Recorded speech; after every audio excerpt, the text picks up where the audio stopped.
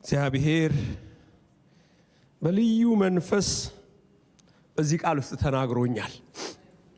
በልዩ መንፈስ ክብር ለኢየሱስ ይሁን። ይሄ የእግዚአብሔር ቃል ነው። ይሄ የእግዚአብሔር መልእክት ነው። ሙሉውን ለማንበብ ሞክራለሁ። ከኔ ጋር ተከታተላል። እዛው ላይ ስለምንቆይ አብረን ብናነብ ደስ ይለኛል። ሁላችሁ መጽሐፋችሁ ላይ እንድትሆኑ በጌታ ስም አነባለሁ። በዚያም ዘመን ንጉሡ ሄሮድስ መከራ ያጸናባቸው ዘንድ ከቤተ ክርስቲያኑ በአንዳንዶች ላይ እጁን ጫነባቸው። የዮሐንስንም ወንድም ያዕቆብን በሰይፍ ገደለው። አይሁድንም ደስ እንዲያሰኛቸው አይቶ ጨምሮ ጴጥሮስን ደግሞ ያዘው። የቂጣ በዓል ወራት ነበረ። በዛም ጊዜ ወደ ወህኒ አገባው። ከፋሲካም በኋላ ወደ ሕዝቡ ያወጣው ዘንድ አስቦ ያንዳንዱ 4 ወታደሮች ሆነው እንዲጠብቁት ለ4 ጭፍራ ክፍል አሳልፎ ሰጠው። ጴጥሮስም በወህኒ ይጠበቅ ነበር። ነገር ግን በቤተ ክርስቲያን ስለ እርሱ ወደ እግዚአብሔር ጸሎት አጥብቆ ይደረግ ነበር። ሄሮድስም ሊያወጣው ባሰበ ጊዜ በዛች ሌሊት ጴጥሮስ በ2 ሰንሰለት ታስሮ ከ2 ወታደሮች መካከል ተኝቶ ነበር። ጠባቂዎቹም በደጅ ፊት ሆነው ወህኒውን ይጠብቁ ነበር።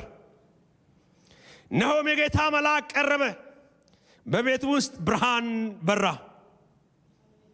ጴጥሮስንም ጎድኑን መትቶ አነቃውና ፈጥነህ ተነሳ አለው። ሰንሰለቶቹም ከእጁ ወደቁ። መልአኩም ታጠቅና ጫማህን አግባ አለው። እንዲሁም አደረገ። ልብስህን ልበስና ተከተለኝ አለው። ወጥቶም ተከተለው። ራእይንም የሚያይ መስለው ነበር እንጂ በመልአኩ የሚደረገው ነገር እውነት እንደሆነ አላወቀም ነበር። የመጀመሪያውንና ሁለተኛውን ዘብ አልፈው ወደ ከተማ ወደሚያወጣው ወደ ብረቱ መዝጊያ ደረሱ። እርሱም አውቆ ተከፈተላቸው።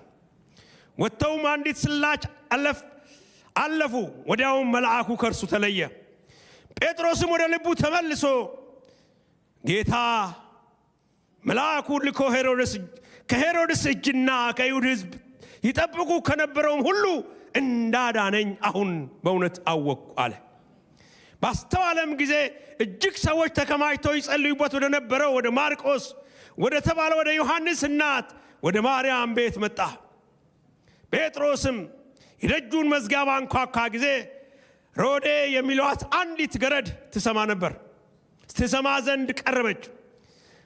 የጴጥሮስ ድምፅ መሆኑንም ባወቀች ጊዜ ከደስታዋ የተነሳ ደጁን አልከፈተችም። ነገር ግን ወደ ውስጥ ሮጣ ጴጥሮስ በደጅ ፊት ቆሞ እንዳለ አወራች። እነርሱም አብደሻል አሏት። እርሷ ግን እንዲሁ እንደሆነ ታስረግጥ ነበር። እነርሱም መልአኩ ነው አሉ።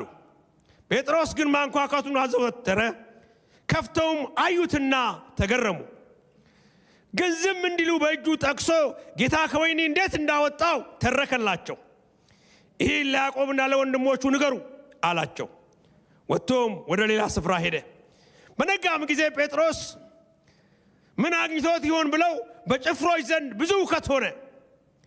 ሄሮድስም አስፈልጎ ባጣው ጊዜ ጠባቂዎቹን መረመረ፣ ይገሏቸውም ዘንድ አዘዘ። ከአይሁድም ወደ ቄሳርያ ወርዶ በዚያ ተቀመጠ። ከጢሮስና ከሲዶና ሰዎችም ጋር ተጣልቶ ነበር። በአንድ ልብ ሆነውም ወደ እርሱ መጡ። የንጉሡንም ቢትወደድ ብላስጦስን እሺ አሰኝተው እርቅ ለመኑ። አገራቸው ከንጉሡ ሀገር ምግብ ያገኝ ነበርና። በተቀጠረ ቀንም ሄሮድስ ልብሰ መንግሥቱን ለብሶ በዙፋኑ ተቀመጠ። እነርሱንም ተናገራቸው። ሕዝቡም የእግዚአብሔር ድምፅ ነው የሰው አይደለም ብለው ጮሁ። ለእግዚአብሔር ክብር ስላልሰጠ ያን ጊዜ የጌታ መልአክ መታው፣ በትል ተበልቶም ሞተ። የእግዚአብሔር ቃል ግን ያድግና ይበዛ ነበር።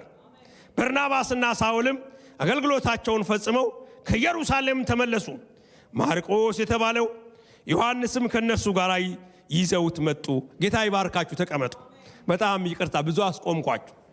ክብር ለእግዚአብሔር ይሁን። የምናገርበት ርዕስ ባልተለመደ መንገድ ያስጥልሃል የሚል ነው። ባልተለመደ መንገድ ያስጥልሃል።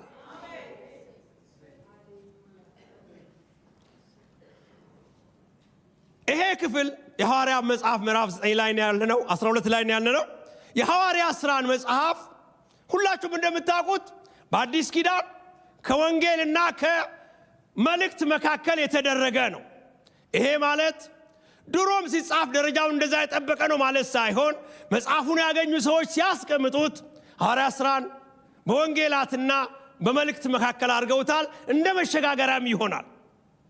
የሐዋርያ ሥራ መጽሐፍ የጻፈው እሱ ነኝ ባይልም ሉቃስ እንደሆነ ብዙዎች ይስማማሉ።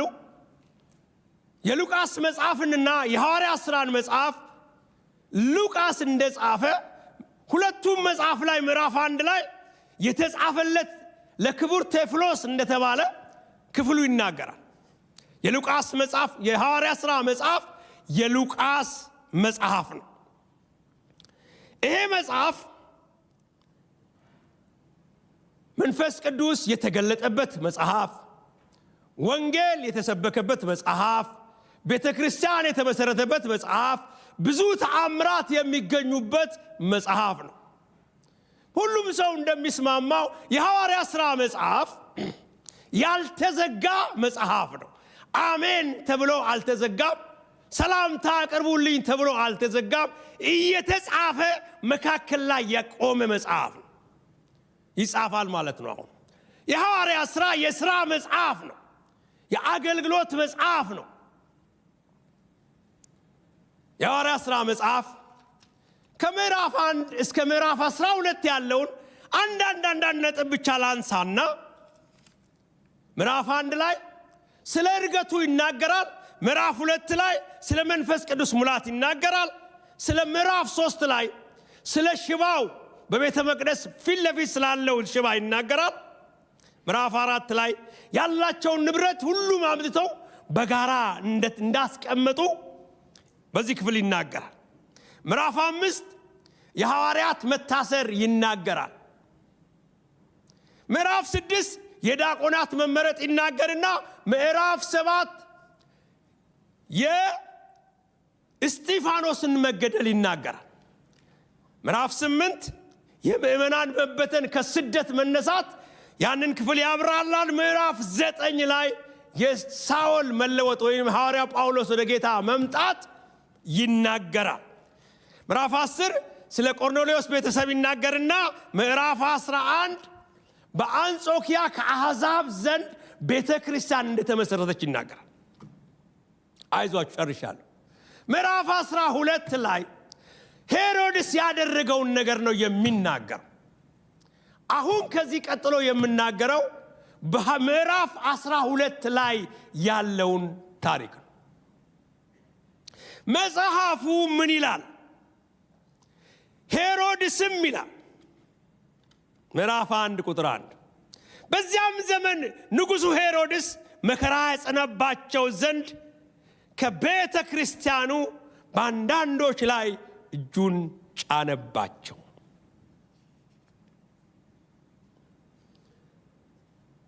እጁን ጫነባቸው። የዮሐንስንም ወንድም ያዕቆብን አስገደለው ይላል።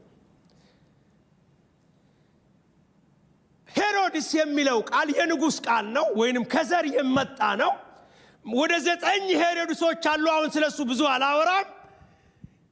ሄሮድሶች ግን የደም ሰዎች ናቸው። ደም የጠማቸው፣ ብዙ ጊዜ የሚገሉ ገዳዮች፣ የወንድም ሚስት የሚወስድ።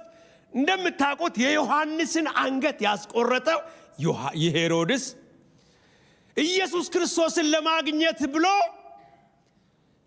እድሜያቸው 2 ዓመትና ከ2 ዓመት በታች ያሉትን ልጆች ያስገደለ ያስጨፈጨፈ ሄሮድስ በምዕራፍ 12ም ላይ ያዕቆብን ያስገደለ የዮሐንስን ወንድም ያዕቆብን ያስገደለ ሄሮድስ ነው። ሄሮድስ ምህረት አያውቅም፣ ገዳይ ነው። መግደል በጣም ይመቸዋል፣ ደስ ይለዋል። እሱ ብቻ ሳይሆን ሕዝቡን ራሱ አስለምዷቸዋል። ያዕቆብን አስገድሎ ሕዝቡ ደስ እንዳለው ስላወቀ አሁንም ጴጥሮስን አስገድሎ ሕዝቡን ደስ ሊያሰኝ ጴጥሮስን ደግሞ ምን አደረገው ይላል? አይሁድንም ደስ እንዲያሰኝ አይቶ ጨምሮ ጴጥሮስን ደግሞ ያዘው፣ የቂጣ በዓል ወራትም ነበርና ይላል።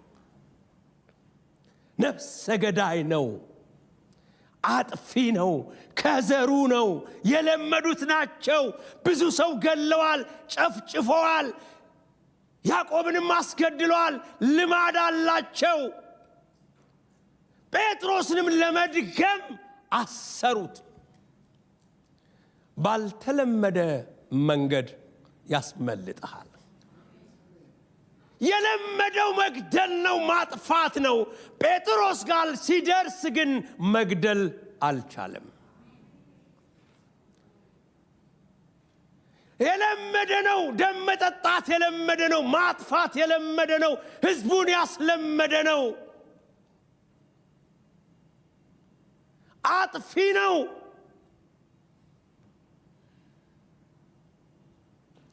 የያዕቆብ መሞት የተለመደ ነው። ጴጥሮስን ግን እግዚአብሔር ባልተለመደ መንገድ አዳነው። የተለመደ ነው ንጉሥ ያሰበውን ነገር ማድረግ። ጴጥሮስ ግን ንጉሡ ያሰበው ነገር በሕይወቱ ላይ አልተከናወነበትም። ምናልባት ዛሬ በዚህ ጉባኤ መካከል ያላችሁ ያንተ ጉዳይ በተለመደው ሊያስገድልህ የሚችል ቢሆን እግዚአብሔር ባልተለመደ መንገድ ግን ያስመልጥሃል። በተለመደው አንተ የታመምክበት በሽታ የሚገድል ሊሆን ይችላል። ብዙ ሰዎች በዛ ህመም ሞተዋል፣ ጠፍተዋል። ባልተለመደው በእግዚአብሔር መንገድ ግን አንተ ትድናለህ። ጴጥሮስ በሁለት ሰንሰለቶች በሁለት ታጣቂዎች መካከል ተኝቷል። የሚገርመው በሰንሰለት የታሰረው ሰንሰለቶች ከአንድ በላይ በሆነ ሰንሰለት፣ ያም ብቻ አይደለም፣ ሁለት ጠባቂዎች እንደ እስረኛ ከጴጥሮስ ጋር ገብተው ተኝተው ባጠገቡ ተኝተው በሰንሰለት ታስሮ ሊገደል እየተጠበቀ እያለ ሰንሰለት አይበጠስም፣ ልማዱ አይደለም። የሰንሰለት ልማድ አንዴ ከቆለፈ ቆለፈ ነው። ባልተለመደ መልኩ ግን መልአኩ በገባ ጊዜ ሰንሰለቱ ወደቀ ይላል። ወደቀ ሰንሰለቱ።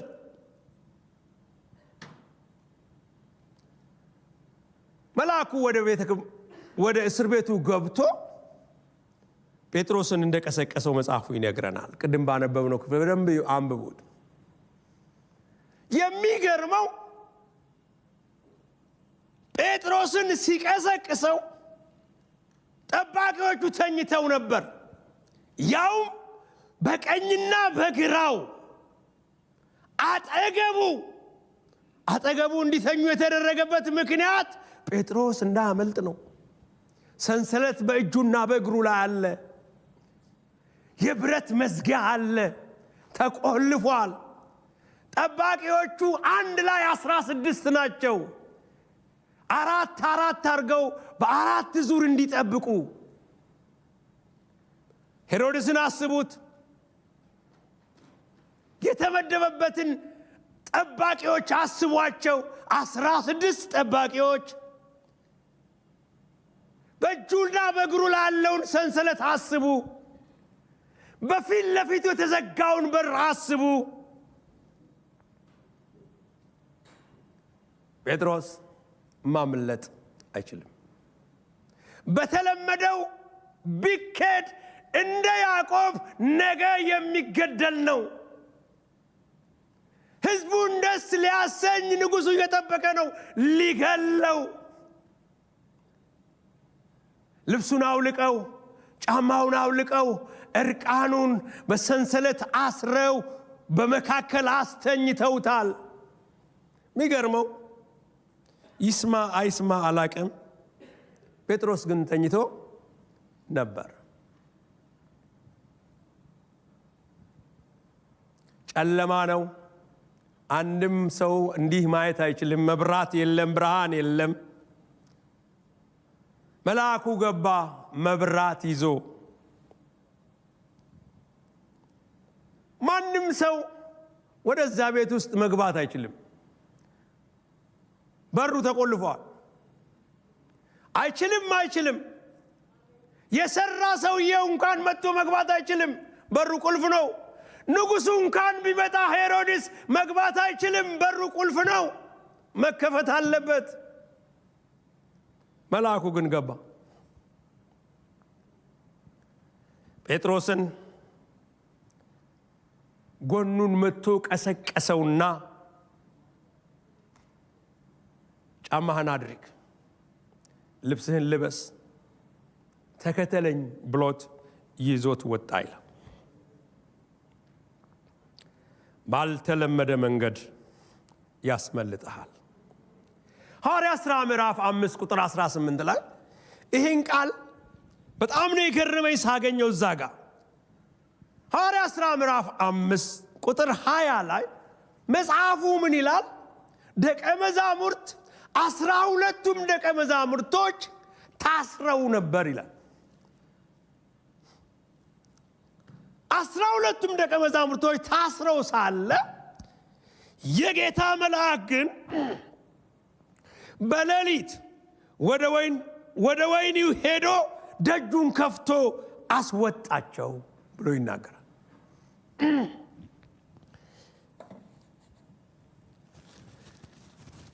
አንድ ነው ሁለት መስመር ብቻ ስለሆነ ያልተነገረ 12 ደቀ መዛሙርት ታስረዋል። ጊዜው አስቸጋሪ ጊዜ ነበር። እስር ቤቱ ታስገብቷቸው ከሌሎች ሰዎች ጋር እስር ቤት እያሉ በማለዳ የእግዚአብሔር መልአክ ወደ ወህኒ ቤት ሄደና 12ቱንም ደቀ መዛሙርት ፈቷቸው ሂዱ አላቸው። እዛ ጋር ያሉት ሰዎች እንደ ሄሮድስ አይነት ሰዎች አይደሉም መሰለኝ። ምንም ታሪክ የተነገረን ነገር የለም። ግን አንድ ነገር ተነግሮናል። መላእክቶች እየዞሩ ከእስር ቤት ክርስቲያኖችን እያወጡ ይለቁ እንደነበር። ክብር ለእግዚአብሔር ይሁን። ሰንሰለቶቹ ከእጁ ወደቁ። የጌታ መልአክ ሲመጣ ወገኖቼ በቤት ውስጥ ብርሃን በራ። የጌታ መልአክ ሲመጣ ጴጥሮስን አነቃው። የጌታ መልአክ ሲመጣ ጠባቂዎቹ አልነቁም፣ ዘበኞቹ አልነቁም። ጴጥሮስ ግን ነቃ። የጌታ መልአክ ሲመጣ ጴጥሮስ የመልአኩን ድምፅ መስማት ጀመረ። ምንም ሲመልስ አናይም፣ እንደ ዲዳ ሆኗል። ግን የሚለውን ያደርግ ነበረ፣ ይታዘዝ ነበረ፣ ፈዞ ነበረ። ራሱ ይናገራል። ራእይ ነው ወይስ ህልም ነው ይሄ ይለና በኋላ ያወራዋል። የጌታ መልአክ ሲመጣ ጨለማው ይገፈፋል። ክብር ለእግዚአብሔር ይሁን። እግዚአብሔር አንድ ነገር ብሎኛል ወገኖቼ። ባልተለመደ መንገድ አስጥላቸዋለሁ። ይሄ ዘመን በጣም ክፉ ዘመን ነው። ይሄ ዘመን አስጊ ዘመን ነው። ይሄ ዘመን የጥፋት ዘመን ነው። የሰው ነፍስ እንደ እንስሳ እንኳን የማይቆጠርበት ዘመን ነው። ይሄ ዘመን የሄሮድስ መንፈስ የሚሰራበት ዘመን ነው።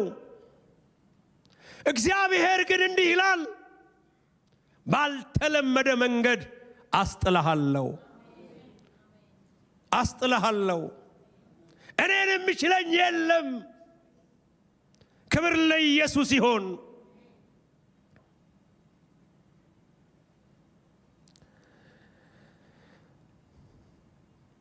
መልአኩ በእስር ቤት ውስጥ ገብቶ የሚያደርገው ድራማ ይመስላል።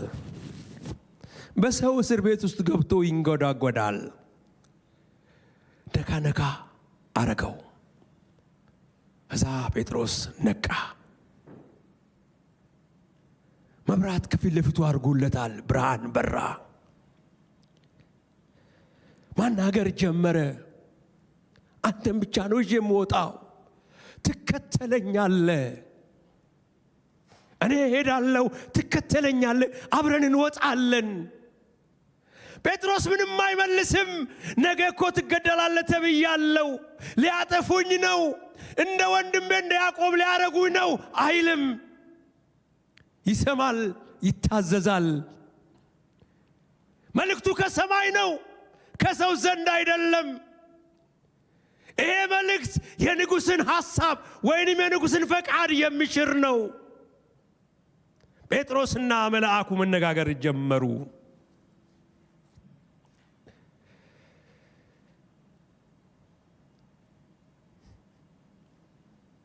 ይሄ መልአክ ለጴጥሮስ የመንቃት የመውጣት የመዳን መንገድ ሲሆነው፣ ለጠባቂዎቹ ግን እንቅልፍን የሆነባቸው። ሌላ ጊዜ ይመስለኛል ማስጠንቀቂያ የተሰጣቸው ናቸው፣ በጣም እንዲጠብቁት። ኮሽ ስል ይነቃሉ። አንድም ቀን ጴጥሮስ ወጥቶ ሁለተኛ በር ደርሶ አያውቅም። ግን ዛሬ የት እንዳለው አያውቁም። መልአኩ ማውጣት ብቻ ሳይሆን ማስተኛትም ያውቅበታል። ማንቃት ብቻ ሳይሆን ማደንዘዝም ያውቅበታል።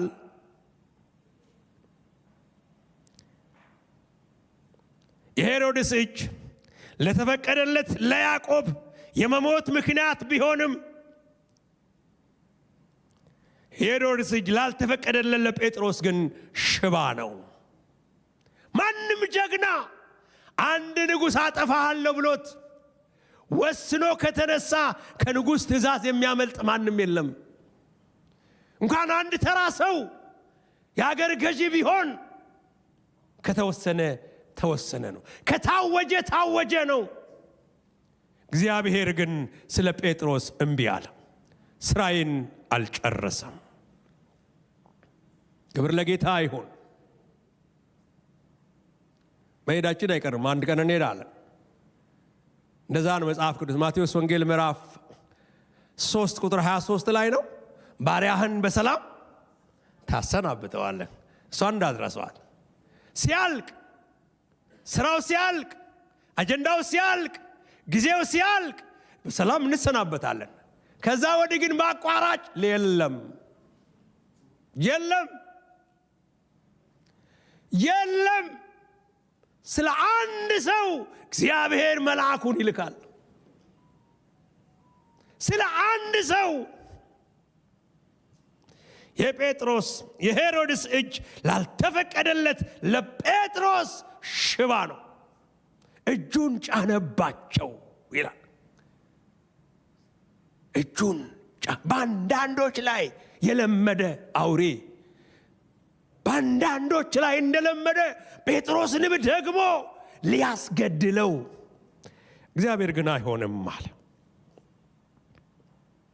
ጌታ መልአኩን ልኮ ሄሮድስን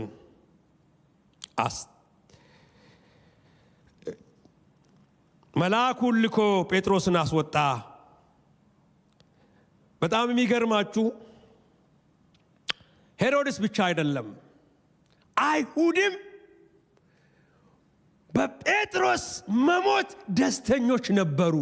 መጽሐፉ እንዲህ ነው የሚለው፣ ደስ እንዲያሰኛቸው ደግሞ ጴጥሮስን ሊያስገድለው ነበር ይላል። ግደለው ግደለው ያሉት እዚህ ላቸዋል። በርባንን ፍታው፣ ክደለው ክደለው፣ ሰው ነፍስ። አንድ ወቅት እኔ በነበርኩበት ከተማ ገና የለውጥ ጊዜ ነበርና አንድ ሰው በመጀመሪያ ጊዜ በሕይወት ያየሁት ነው። ሰው ገሏል ማታ ሮንድ ሲጠብቅ ተብሎ ያድጎች የገቡ ጊዜ ነው። እጁን ወደ ኋላ አስረው ሰው ይሄዳሉ። እኔና አንድ ጓደኛዬ ያኔ በጣም በቃ እኛ ሞቅታ ነበር ነው መሰለኝ ሄደን ካልመሰከርን ሰውየው ከመሞቱ በፊት ብለን ኳላ እንሄዳለን። እና ገመድ ታስሯል። ሰው በቃ ከህዝቡ ማለት ምናልባት 30-40 ሰው ኳላ ይሄዳል። ይገደል እነዚህ ሰዎች ቀልዳቁ ይገደል ይላሉ። እኛ አንድ ደጀኔ የሚባል ጓደኛ ያለ እንንገረው እንፈራለን እንዴት እንነግረዋለን? ሰዎች ወደኛም ሊያዞሩ ይችላሉ። ከዛ ወንዝ ዳር ወሰዱ። እስከ መጨረሻው ተከተልን። የሰው ክፋት የሰው ጭካኔ ይገደል ይላሉ። ወንዝ ዳር ተወሰደ። ለመጀመሪያ ጊዜ ሰው ሲገደል በአይኔ ያየሁት። ህዝቡ እየጮኸ ፊቱን አዙር ተባለ። በወገቡ ላይ ወደቀ ወደፊት። እሱ ብቻ አይደለም እያዩ ይደገም።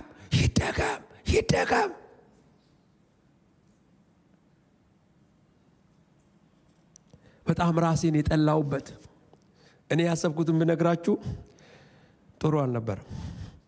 እኔ ያሰብኩት በቃ ክርስቲያን ነኝ ልመሰክር ነው የሄድኩት። እሺ ልመሰክር ነው የሄድኩት። ግን ሰውየው ክላሹን እንደዚህ አድርጎ ቡም ሲያደርገው እኔ ከኋላ ሌላ ሰው ደግሞ እሱን ቡም ቢያደርገው አብሮ ቢደረቡ ያሰብኩት እንደዛ ነው። ወንድሙ ቢኖረው የሆነ ነገር ቢኖረው እንደዛ ቢያደርግ የሰው ጭካኔ። አይሁድ ኢየሱስ ሲገደል እንዲህ ነው ያሉት፣ በርባን ይፈታ። እሱን ምን አድርገው ግደሉት። የሚገርማችሁ ይሄ ሰው የሚገለው ሰውዬ እንደሚሞት አቃ ስም እኮ ይሞታል። አንድ ቀን እኮ እሱን የሚገል ሰው ሊመጣ ይችላል። አይሁድ የጴጥሮስን መሞት ይጠባበቁ ነበር።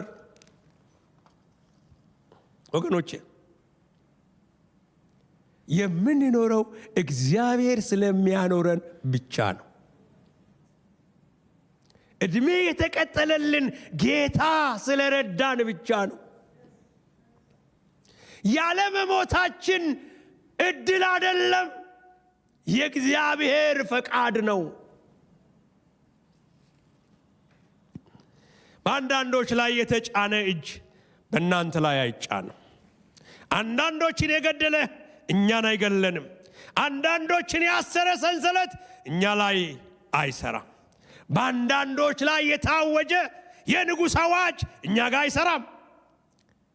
አንዳንዶችን የገደበ በር መዝጊያ እኛን አይገድበንም። አንዳንዶችን የመታ ንጉሥ እጅ በእኛ ላይ አይሰራም። አንዳንዶችን ያሸነፈ ጨለማ በእኛ ዙሪያ አይሆንም።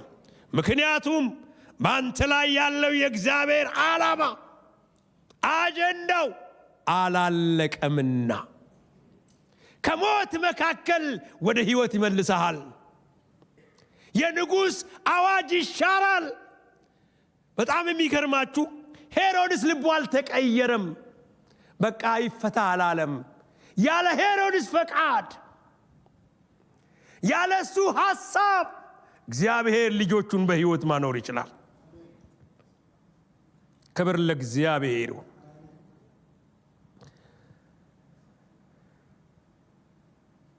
በቤተ ክርስቲያን ለጴጥሮስ አጥብቆ ጸሎት ይደረግ ነበር።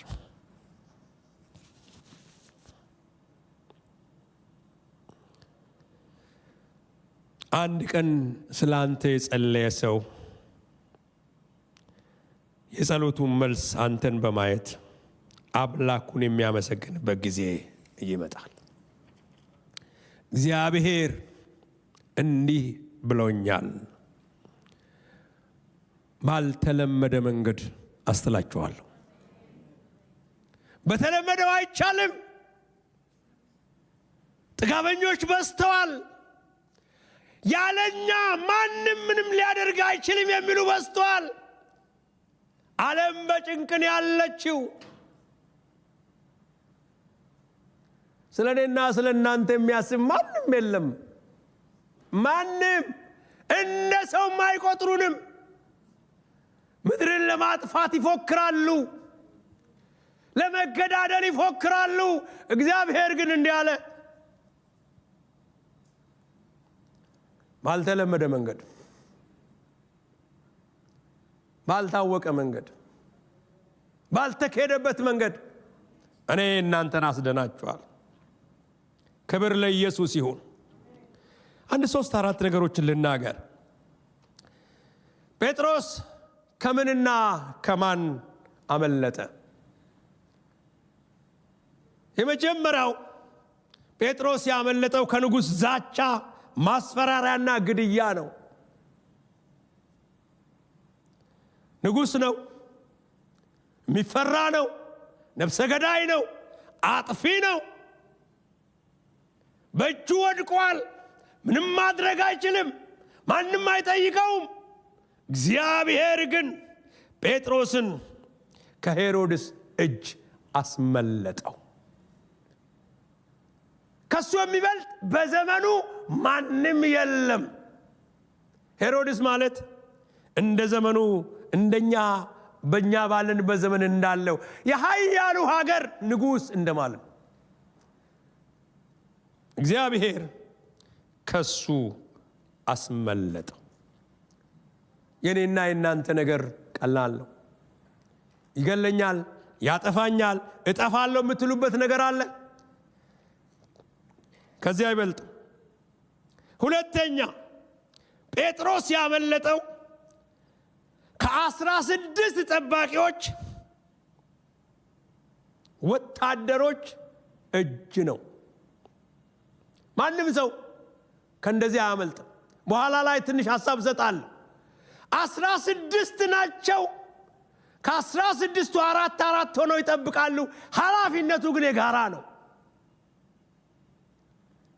እግዚአብሔር አይሆንም ካለ ከ16 መካከል አውጥቶ ወደ ቤትክ። ክብር ለኢየሱስ ይሁን። ሶስተኛው ያመለጠው ከሰንሰለት ነው። ሊበጠስ ከማይችል፣ ሊቆረጥ ከማይችል ከወፈረ ሰንሰለት፣ እስር ቤት ውስጥ ካለ ሰንሰለት እና ከብረት መዝጊያ እንዴት ሰው ሊያመልጥ ይችላል? ማንም። ጴጥሮስ መልአኩ ከሱ ጋር ከገባ በኋላ ስለ ሰንሰለቱ መጽሐፉ ሲናገር ወደቀ ይላል። ክብር ለኢየሱስ ይሁን። ምን ሆነ? ሰንሰለቱ ወደቀ። ወደ በሩ ጋር ሲሄድ ግን ዕውቀት ተጨመረለት። በሩ አውቆ ምን ሆነለት? ተከፈተለት። በኋላ በሩ ተመልሶ ሳይዘጋ አይቀርም። ምክንያቱም ስለ ጴጥሮስ ሲነጋገሩ ስለ በሩ ክፍተት አይናገሩም። የት ገባ ብለው ይመረምሩ ነበር። አጡት። ብዙ ዝርዝር አልገባም ምንም ስለማይል፣ ግን በሩ አውቆ ተከፈተለት። ጴጥሮስ ሰው ሊያመልጥ ከማይችልበት ከተዘጋ በር፣ ከተቆለፈበት ሰንሰለት አመለጠ። በማ? በእግዚአብሔር በኃያሉ አምላክ። አራተኛው ጴጥሮስ እሱ ራሱ እንደነገረን ቁጥር 11 ላይ ከሄሮድስ እጅና የአይሁድ ሕዝብ ቢጠብቁት ከነበረው ሁሉ እንዳዳነኝ አሁን እኔ አወቅኳል። ከሄሮድስ እጅ፣ የኔም መሞት ከሚጠብቁ ከአይሁዳን እጅ መልአኩ እንዳዳነኝ እኔ አሁን አወቅኩ።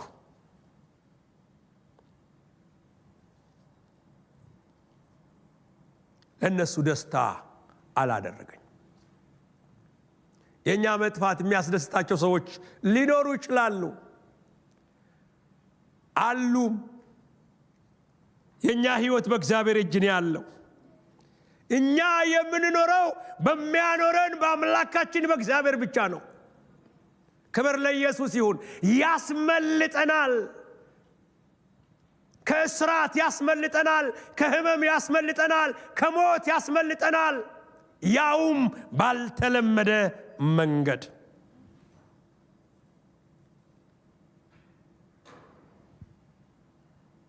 ሄሮድስ የጴጥሮስን መሞት ይጠብቅ ነበር፣ ይፈልግ ነበር። ዓላማው ነበር፣ ፈቃዱ ነበር፣ ህዝቡን ደስ ለማሰኘት ነበር። አዶኖ ምናልባት ለምርጫ ቅስቀሳም ሊጠቀምበት እንደሆነ። ያዕቆብ በመሞቱ ስለተደሰቱ ጴጥሮስንም ደግሞ ያዘው ሊያስገድለው። እግዚአብሔር ግን ጴጥሮስን አስመለጠው። በዚህ በመጽሐፉ ክፍል ውስጥ በዛኛው ሰፈር፣ በገዳዮቹ ሰፈር እኛ የፈለግነውን እናስራለን በሚሉት ሰፈር፣ እኛ የፈለግነውን እንገላለን በሚሉት ሰፈር፣ የሰው ልጅ ሞት ምንም በማይመስላቸው ሰፈር፣ የሰው ልጅ መሞት የሚያስደስታቸው ሰፈር፣ ምግብ እርዳታ ስለሚሰጡ ራሳቸውን እንደ አምላክ ለሚቆጥሩት ሰፈር ቁጥር 20 ላይ በነዛ ሰፈር፣ በገዳዮች ሰፈር፣ በሚፈክሩት ሰፈር፣ ዓለምን በአንድ ቀን እናጠፋለን በሚሉት ሰፈር፣ ግብጽም ለማስደሰት በሰላም የሚኖሩትን ሰዎች በሚያሳዝኑ ሰፈር ስም አልጠራሁም። በዛኛው ሰፈር መጽሐፉ እንዲህ ይላል፣ የጴጥሮስ መፈታት ከተሰማ በኋላ ሁከት ሆነ። ክብር ለኢየሱስ ይሁን። በየትኛው ሰፈር?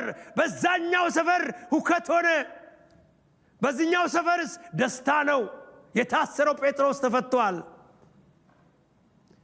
በዛኛው ሰፈር ምን ሆነ? እርስ በርስ መሸኳኳት ተጀመረ። ንጉሡ መጣ፣ ጥያቄ ጠየቀ። የት አለ ጴጥሮስ? የት አለ? እኔ አላቅም። ማን ነበረ ጠባቂ? እኔ አይደለሁም። ትልቅ ሽኩቻ ሆነ በዛኛው ሰፈር፣ በገዳዮቹ ሰፈር፣ በአጥፊዎቹ ሰፈር። እግዚአብሔር እየተንገራደደ ነው። ለገዳይ ገዳይ ያለ ወገኔ። በጣም የሚገርማችሁ ምዕራፍ 12 ላይ ጴጥሮስን ሊገሉ የተባበሩ ከህዝቡ ውጪ ሁሉም በዚሁ ምዕራፍ ላይ አለቁ። ሁሉም። ንጉሡም ሞተ፣ ጠባቂዎቹም ሞቱ። ንጉሡ አስቀድሞ ጠባቂዎቹ እንዲገደሉ አዘዘ ይላል። ገዳይ ይሞታል፣ ተገዳይ በሕይወት ይኖራል። በዛኛው ሰፈር እርስ በርስ መገዳደል ሆነ። በዛኛው ሰፈር ለእግዚአብሔር ክብር ስላልሰጡ በመልአክ ተመታ። ይሄ መልአክ ተንኮለኛ መልአክ ነው። ይሄ መልአክ ጴጥሮስን ገብቶ መቶት ነበር። ለመቀስቀስ ነው። ንጉሡንም መታው፣ ለመግደል ነው። ትል በልቶት ሞተ ይላል። ገዳዩ ሄሮድስ በዛኛው ሰፈር፣ በገዳዮቹ ሰፈር፣ በአጥፊዎቹ ሰፈር እግዚአብሔር ሁከት ያስነሳል። ዓለምን ባስጨነቁት ሰፈር፣ ግራ ባጋቡት ሰፈር፣ በእግዚአብሔር መንግሥት ላይ በተነሱት ሰፈር እግዚአብሔር ሁከት አዟል። እርስ በርስ ይባላሉ። ጆሮ ያለ ስማ፣ የእግዚአብሔር እጅ ይሄንን ያደርጋል። በእርግጠኝነት እነግርሃለሁ፣ እግዚአብሔር ሕዝቡን ባልተለመደ መንገድ ያድናል። በአጥፊዎቹ ሰፈር ግን እግዚአብሔር ተነስቷል።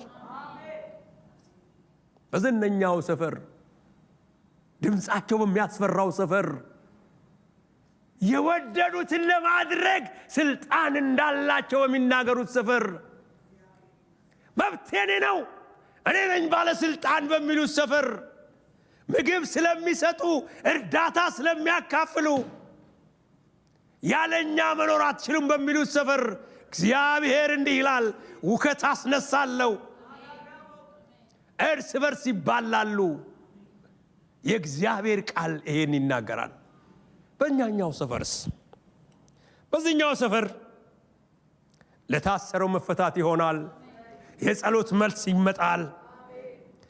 አምላክ መልአኩን ልኮ እየመራ እስረኛውን ከቤቱ ያወጣል።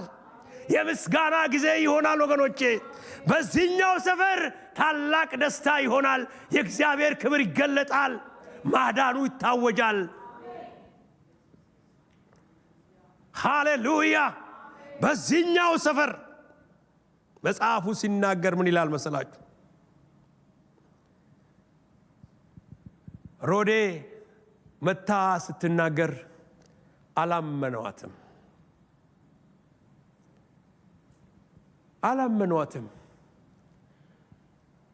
አብደሻል አሏት። አብደሻል አይደለም ያሏት፣ አብደሻል። ጥያቄ አይደለም፣ አብደሻል። ግን በሩን ከፍተው ካዩ በኋላ ይልና ተገረሙ። አይተው ተገረሙ። ጴጥሮስ ከእስር ቤት ስለወጣ አይተው ተገረሙ። በዚህኛው መንደርና በዛኛው መንደር እየሆነውን ይሁት።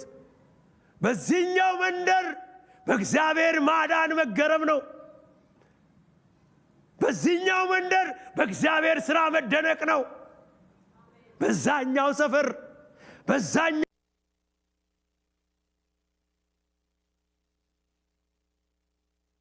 ማይችለንም ብለው ነበር። እኛ ገዳይ ነን፣ እኛ አጥፊ ነን፣ በፊታችን የሚቆም ማንም የለም ብለው ነበር። ኢየሱስ ክርስቶስ ለዘላለም ጌታ ነው። ባልተለመደ መንገድ እግዚአብሔር ሕዝቡን ያስመልጣል። እግዚአብሔር በዙፋኑ ላይ ነው ያለው። እግዚአብሔር በዙፋኑ ላይ ነው ያለው።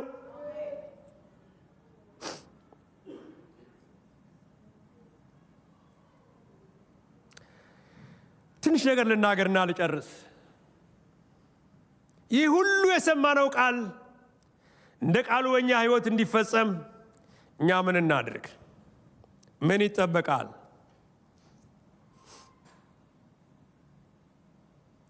ለምትሰሙ ለሁላችሁ ምን እናድርግ? እንደ ክርስቲያን፣ እንደ እግዚአብሔር ሰው፣ እንደ ቤተ ክርስቲያን ምን እናድርግ? አንደኛ እግዚአብሔር ከኛ ጋር መሆን አለበት።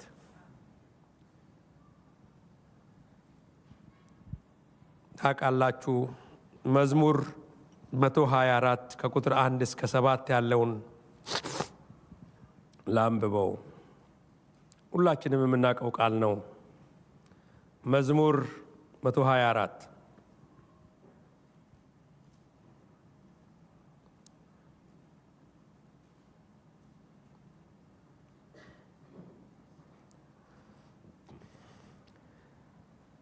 እግዚአብሔር ከኛ ጋር ባይሆን እስራኤል እንዲህ ይበል፣ እግዚአብሔር ከኛ ጋር ባይሆን።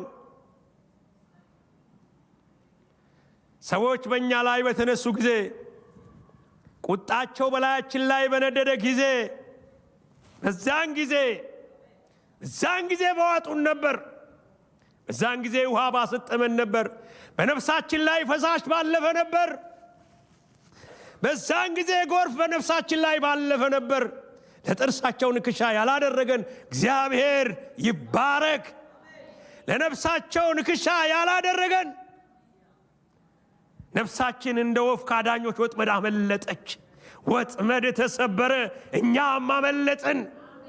ረድኤታችን ሰማይና ምድርን ከሰራ ከእግዚአብሔር ዘንድ። ምን እናድርግ? ከእግዚአብሔር ጋር እንሆን። እንዴት ነው ከእግዚአብሔር ጋር የሚኮነው? አማኑኤል። መጽሐፉ እንደዛ ይላል። አማኑኤል። ለምን ነው ጴጥሮስ የተሰደደው? ለምንድን ነው የታሰረው? እንዴት ነው የወጣው? አማኑኤልን ስላመነ፣ አማኑኤልን ስለተከተለ፣ እሱን ስለተቀበለ። አማኑኤል ማለት እግዚአብሔር ከኛ ጋር ነው ማለት ነው አይደል? እግዚአብሔር ከኛ ጋር ነው ማለት ነው። ለማምለጥ የሚፈልግ የመጀመሪያው ነገር ኢየሱስ። አብዛኞቻችን የሕይወት ጌታ አድርገን ተቀብለነዋል።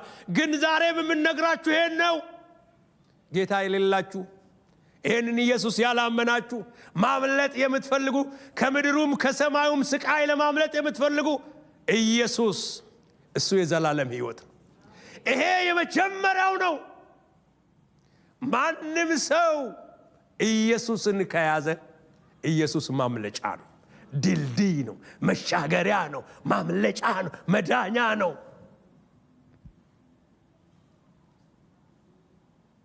አማኑኤል። ሁለተኛው መጸለይ ነው። ጸሎት ጴጥሮስ ታስሮ ባለበት ጊዜ በቤተ ክርስቲያን አጥብቆ ጸሎት ይደረግ ነበር ይላል። ጸሎት ማለት እግዚአብሔርን ማናገር ወይም ከእግዚአብሔር ጋር መነጋገር ማለት ነው። አንዳንድ ጊዜ እንደክማለን። ደከመኝ ብሎ በእግዚአብሔር ፊት መጸለይ አለ። በርከክ ብሎ ደከመኝ ጌታ ሆይ ይሰማል። ክብር ለኢየሱስ ይሁን። እግዚአብሔር ቅርብ ጊዜ ነው ይሄ። መቼስ አንዳንድ ነገር በጣም ይገርማል። እግዚአብሔር ከኔ ጋር እንዳለ አውቃለሁ፣ ከኛ ጋር እንዳለ እናውቃለን። ሁሉም ሰው ጌታን ያመነ ሰው ጌታ ከሱ ጋር እንዳለ ያውቃል። ሁሉ ጊዜ ግን ለመጸለይ ሳስብ ስንበረከክ አእምሮዬ ወደ ሰማይ ነው የሚሄደው። ልጠራው ከሩቅ የሚመጣ ይመስለኛል። ቅርብ ጊዜ ወዲህ ግን እግዚአብሔር አመለካከቴን ቀየረው። ስንበረከክ ስጠራው አጠገቤ እንዳለ አድርጌ ነው የምጠራው። እንደ ቀልድ ይመስላል ይሄ የምነግራችሁ ነገር፣ ግን ብዙ ጊዜ እግዚአብሔርን አርቀነዋል።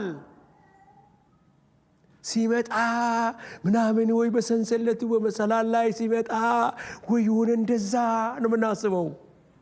እዚህ ነው ያለው። ጌታ ሆይ ትሰማለህ፣ ደክሞኛል፣ አቅም አጣው። በቤተ ክርስቲያን አጥብቆ ጸሎት ይደረግ ነበር። መጸለይ ለክርስቲያን ምግቡ ነው፣ እስትንፋስ ነው። መነጋገር አለብን ከአምላካችን ጋር። ታውቃላችሁ፣ ብዙ ክፍል አልነግራችሁም። ኤርምያስ 33:3ን ማንበብ ትችላላችሁ። ያዕቆብ 5:16ን ማንበብ ትችላላችሁ። መዝሙር 22 ቁጥር 5ን ማንበብ ትችላላችሁ። ጩኸታችንን ሰምቶ እግዚአብሔር እንደሚመልስ መጽሐፍ ቅዱስ ይናገራል። መጸለይ። አራተኛ እምነት ነው። እምነት ልጨርስ ነው፣ አይዟችሁ። እምነት ያ ሁሉ ህዝብ ይጸልይ ነበር። ስለማ ስለ ጴጥሮስ መጽሐፉ በቤተ ክርስቲያን ወደ እግዚአብሔር ስለ እርሱ ይጸለይ ነበር ይላል። ይጸለይ ነበር። ሲመጣ ግን ጴጥሮስ ከእስር ቤት ከሚመጣ መልአኩ የሚመጣ ይቀላል። እምነት ሮዴ ነች፣ ሮዴ የምትባለዋ ገረድ የዛ ቤት ሰራተኛ አይነት ነገር ነች። ግን ከጸሎቱ ትካፈል ነበረ። ታውቃለች ጉዳዩን በሙሉ። ጴጥሮስንም ድምፁን ታውቃለች። መልአኩ አምጥቶ ደጁ ላይ ትቶት ከሄደ በኋላ ጴጥሮስ ሲያንኳኳ ሲናገር ጴጥሮስ ነኝ ክፈቺ ስላት ከደስታዋ ብዛት በሩን ከመክፈት ይልቅ በሩጫ ወደ ህዝቡ ሄደችና ጴጥሮስ መጥቷል አለች። ሳምንቱን በሙሉ የጸለዩ ይመስለኛል፣ ጾም ጸሎት ያደረጉ ይመስለኛል፣ ጴጥሮስን የሚጠብቁ ይመስለኛል። ከዛ መልሱ ሲመጣ አንቺ አብደሻል አሏት። አንቺ ምን ሆነሻል? አብደሻል። ለምን እንዴ ጴጥሮስ ይመጣል ትያለሽ? ምክንያቱም ንጉሥ ይሞታል ብሎ አዋጅ አውጇል። አንዳንድ ጊዜ እምነት ላላመኑ ሰዎች እብደት ሊመስል ይችላል። እብደት ሳያዩ የሚያምኑ ይላል። ሳያዩ መልኩን ሳታይ ድምፁን ሰማችና በሩጫ መናገር ጀመረች። እብድ ነሽ እንዲያኝ እሷ እብድ ከተባለ ሳምንቱን በሙሉ ምን ስታረጉ ነበር? አድነን እንዳይሆን መጽሐፉ የሚለው ወደ እግዚአብሔር ስለ እርሱ ይጸለይ ነበር። እምነት ስንለምን እንደሚያደርግ ያመንን። ከኛ ጥያቄ ይልቅ እግዚአብሔር ትልቅ ነው። እንዴት እንደሚያደርግ እሱ ያውቃል። እንዴት እንደሚያስመልጥ እሱ ያውቃል። እንዴት እንደሚያስፈታ እሱ ያውቃል። በእነሱ አቅም ከሆነ ሄደው ጠበቃ ገዝተው መከራከር ነበረባቸው። አይችሉም። ይሄን ካልቻሉ መጸለይ አለባቸው። ከጸለዩ ማመን አለባቸው። ግን አላመኑም። የሚገርመው ብዙ ሕዝብ ይልና ሁሉም አላመኑ። አንድ ሴት ብቻ። እምነት በጣም ያስፈልጋል። አንዳንድ ጊዜ እምነት ሳናምን ከምናጣ አምነን ብናጣ ይሻላል። አይሁና። ከዚህ በፊት ነግሬያችሁ ይመስለኛል ይሄን ታሪክና የማውቀው ሰው ነው። የቤት ኪራይ የሚከፍለውን አጥቶ በጌታ ልጅ በነበርንበት ጊዜ ነው እና የሳይክል ያከራያል። 30 ብር ነበር የሚከፍለው የቤት ኪራዩ እና አጣ እና መጸለይ አለብኝ ብሎ ጸለየ እና የጸለየው እንዴት ነው? 10 ብር የሚያክል ክላሴር ተቀላቀለ። ክላሴሮቹን ክላሴር በ10 ብር ልክ ቆረጠና 3 ክላሴር 3 ብቻ ነው የሚፈልገው። በ10 ብር ልክ አደረገና መጽሐፍ ቅዱስ ውስጥ አድርጎ ጾም ጸሎት ገባ። ምን እንዲሆን? ብር እንዲሆን። አይሆንም፣ አይችልም። ችግር ነው። አሁን ሆኗል ብላችሁ አታምኑኝም። እና ጸልዮ ሲነግረኝ በቃ እየጸለይኩ ቆይቼ ከፈት ሳረገው ክላሰር ነው አለ። እመልሰውና ቁጭ አድርጌ ጸልያለሁ። ጌታ በኢየሱስ ስም ይሄ ክላሰር ብር መሆን አለበት፣ የቤት ኪራዩ መከፈል አለበት። ከዛ ጸልዬ ከፈት ሳረገው ክላሰር ነው አለ። ብሎት ሲያቅተው እኛ ጋር መጣ እና የጠየቀው ጥያቄ ከባድ ነበረ። እግዚአብሔር ይችላል ወይስ አይችልም አለ። ምን እንበልኛ? ይችላል እንደ እግዚአብሔርማ የማይችለው ነገር የለም። እና ለምን ዳራ ክላሰሩ ቀኑን በሙሉ ጸልዬ አለ። ቀኑን በሙሉ ጸልዬ ክላሰሩ ክላሰር ነው አለ።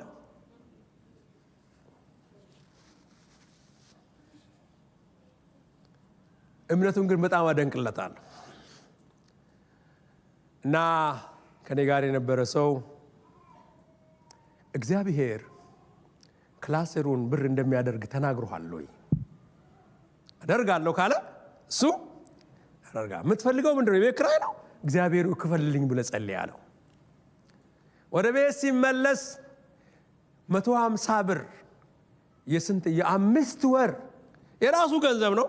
ሰው ክዶት ለስንት ጊዜ ለካ ወደ ቤት እየሄድኩ አመጡልኛል። በቃ ክላሰሩ ይሄ ነው። እምነት በጣም ያስፈልጋል። ልድገመው እና አንድ ጊዜም ነግሬያቸዋለሁ። ይሄንንም ሰው እኛ ጾም ጸሎት አይደለም አዳር ጸሎት የሚባል ነበርና ከብላና 5 ቀን ነው በተከታታይ የምናድረውና አድረን ማለዳ ላይ ወደ ቤት ልንሄድ ስንል የቤተ ክርስቲያናችን አንድ ሰው ልጁ ሞታለች ተባለ። ነግሬያቸዋለሁ ይሄን ታሪክምና ልጁ ሞታለች ተባለ። ሞከብረናለኛ ከዛ ሞተቻው። ለምን አንጸልይም? ምን እንድትነሳ እንጸልይ። ከዛ ለምን ከመጸለያችን በፊት እግዚአብሔር እንደሚያስነሳት ሊናገረን ይገባል። እኛ በቃ በእኛ ጋር የነበሩት የቤተ ክርስቲያን መሪዎች ፓስተሮች ምናምን ናቸው። ልጅ ከሚባሉት እኔ ነኝ እንደው እና ትንሽ ምራቋጥ ያደረጉ ናቸው። እንጸልይ ተባለና አንድ ቤት ገባን። ከዛ ቤት ወተን ማለት ልንሄድ ነው፣ ለቅሶ ልንሄድ ነው። ከዛ ጸለይን። ስንጸልይ አንዲት እናት አንዳንድ ትንቢት ይናገሩ ነበረ። የሆነ አጭበርባሪ መልእክት አመጡ። ማለት የሚለው ካመናችሁ ይሆንላችኋል የሚል እቺ አደገኛ ነች። ካልሆነ አላመናችሁም ልትለን ነው። ካመናችሁ ይሆንላችኋል ይላል የሰራዊት ጌታ እግዚአብሔር ስትል፣ ከዛ ሰው እንትን ብሎ አምናችኋል ተባለ። ሁሉም እኔ አምናለሁ መቼስ አላምንም የሚል አለ እንዴ? እኔ አምናለሁ አለን። ሁላችንም 12 ነን። ከዛ ሄድን ለቅሶ ቤት በክብር አስተሮቹ ሽማግሌዎቹ መጡ ተባለ። ከዛ ሳጥን ውስጥ ገብቷል እንትኑ። ከዛ ገባን። በቃ አሁን ልክ እንደ ኦርቶዶክሱ ፍታት እንደሚያደርግ በቃ ሰውን አውጡልንና እኛ እንገባለን አለን። ጊዜውም ደግሞ ያው ብዙ ቤንጤ ስለሌለ አስገቡን። በር ዘጋን ጌታ ሲረዳን። ከዛ ቢላ አምጡ አለን። ቢላ መጣ። ተከፈተ እንትኑ ሳጥኑ ማለት ነው። እና ሃሌሉያ እኔ ወቸስ በጣም ነው ደስ የሚለኝ። ከዛ እኔ ለመጀመሪያ ጊዜ የሞተ ሰው በረዶ እንደሚሆን ያወቅኩት የዛ ቀን ነው። ከዛ ኑ ተባለ። ሃሌሉያ ተብሎ እጅ ስጭ ወንድሜ ይሄ ከፍሪጅ ወጣ ቀስቀስ ያለ ነው። የመጀመሪያ እምነት የካደው እኔን ይመስለኛል። ቀስ ብዬ እጄን ሾልክ ተጸለየ። ሌሎቹም ጓደኞቻችን ነበሩ። ከተባለ እዛ አንድ ወንድም ሞቶይ መውጋ ወዴት አለ ይላል። መውጋው ቁጭ ብሏል። ዛሬ ሲፎክራል። በእንደል ጌታ ረድቶን እንደጀመርነው መልሰን ሳጥኑን ቋቋ አድርገን በቃ ፍታቱ። ልነግራችሁ ፈልገው አንድ ነገር ነው። ስህተት ስለመሆኑ ሳይሆን ስለ እምነት ነው የምነግራችሁ። ማመን የመሰለ ነገር የለም። አይነሳ። ክብር ለኢየሱስ ይሁን። አገኘው ይደግ አንድ ቀን ሲናገር ሰምቼዋለሁ። ሰምታችሁ ከሆነ እኔ አለ በዚህ ሁሉ ዘመን አንድ ጀግና አላገኘውም አለ። ምን እስቲ ምናልባት ሊፈውሰው ይችላል እና እንጸልይለት የሚል አይኑን እግዚአብሔር ይችላል አይችልም? ተቀብለውለታል። ሁሉም ዝም ነው የሚለው። አገልግሎት ይዘውት ይሄዳሉ። አንድ ጀግና አላገኘውም አለ። ያብራ አያብራ የኔ ጉዳይ ነው፣ የኔ ጉዳይ አይደለም። አንዳንድ ድፍረቶች ፈተና ውስጥ ይከታሉ ቅድም እንዳልኩት። ግን እኛ ፈተና ውስጥ ያልከተተን 12 ጉደኞች ብቻ ናቸው የሚያውቁት ይሄን ታሪክ። ይልማ ውጪ ሲወጣ ነው ያወራው። ይሄን መድረክ ላይ ደብቀን ይዘነዋል፣ ሞክረነዋል። ግን እምነት ያስፈልጋል። ጴጥሮስ ታስሯል። አዎ እንዲፈታ ጸልያል። አዎ ይመጣል ብለህ ማመን ነው። እንደ ልጁ ከፈት እያረክ ማለት ነው እንጂ ከመጣ በኋላ አብደሻል እንደ አንጂ። ጴጥሮስ መልአኩ ነው የመጣው አሉ። እምነት ያስፈልጋል። ከእግዚአብሔር ጋር መሆን፣ መጸለይ፣ ማመን። የመጨረሻውን ልናገርና ልጨርስ። አራተኛው መታዘዝ ነው። መታዘዝ ሰላም ነው። ክብር ለኢየሱስ ይሁን። ምን እናድርግ? እንታዘዝ። ላሳጥረው። መልአኩ ከገባ በኋላ ጴጥሮስን ሲያናግረው አንድ በአንድ ነው የነገረው። ተነስ፣ ጫማህን አድርግ፣ ልብስን ልበስ፣ ተከተለኝ አላለውም። ተነስ ሲለው ብድግ። ይሄን ካረግ ጫማህን አድርግ። ጫማውን ሲያደርግ የመጀመሪያውን ከታዘዝክ ቀጥሎ ያለው ይመጣል። ልብስህን ልበስ፣ ለበሰ። ተከተለኝ አለው፣ ተከተለው። ከዛ በሩ ተከፈተ። የመጀመሪያው ተነስ ሲለው ሲነሳ ይላል። ሂዱና አንብቡ ክፍሉን። ቀሰቀሰው። ሲነሳ ከእጁ ላይ ሰንሰለቱ ወደቀ። ምን ማለት ነው? ቢተኛስ? ባይታዘዝስ ሰንሰለቱ ይወድቃል? አይወድቅም። ባይነሳ ጫማህን አድርግ ይለዋል? አይለውም። ጫማን ባረግ ልብስ ልበስ ይለዋል? አይለውም። ልብስ ባይለብስ ተከተለኝ ይለዋል? አይለውም። የመታዘዝ ህይወት ያስፈልገናል። እግር በእግር ዮርዳኖስን ሲሻገሩ ምን አላቸው ይላል ካህናቶቹ ናቸው እግራቸውን በውሃ ውስጥ ምን ያርጉ ውሃው እኮ አልሄደም እንዳለ ነው ያለው ስታስገባ ነው የሚጀምረው አንድ ስታስገባ ውሃ ወደዛ ይሸሻል ሁለት ሲቀጥል ውሃ ወደዛ ይሸሻል መታዘዝ በጣም አስፈላጊ ነው ምንድነው እግዚአብሔር ለእናንተ የሚለው የእግዚአብሔርን ቃል እየሰማን ልንታዘዝ ይገባል ያን ጊዜ ህይወታችን የተአምራት ይሆናል በመታዘዝ ውስጥ ጴጥሮስ የእግዚአብሔርን ተአምራት አየ አንድም ቦታ እንቅፋት አልገጠማቸውም አንድም ዘበኛ አልለቃባቸውም በሩም ቢያላላቸውም አልፈው ሄዱ